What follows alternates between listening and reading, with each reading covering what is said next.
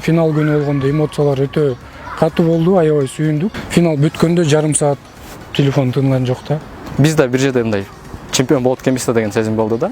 Дүйнө чемпиондугунда мындай футболдон качпаса да көчө футболунан болот экенбиз деген. Билбейм, мен чемпион болбосом деле официально алар болгон үчүн мен сүйүндүм. He's done everything he could. What a way to end our men's tournament, and Kyrgyzstan are crowned the champions.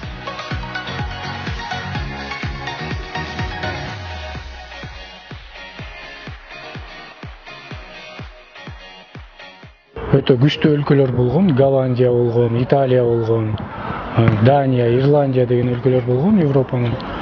Бирок болгон күч аракетибизди жумшап, 4 этапты тең утканга жетишип, 1-орунга ээ болуп.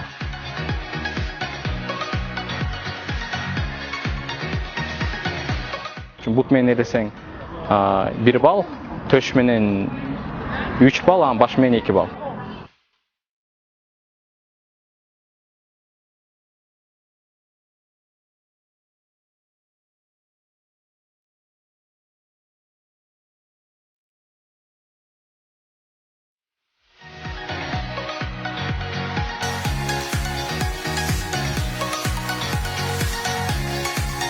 Freestyle деген сөз эркиндик да, free, свободный стиль болгон үчүн мага ошонусу менен жагат. Кандай десең, кайф да просто.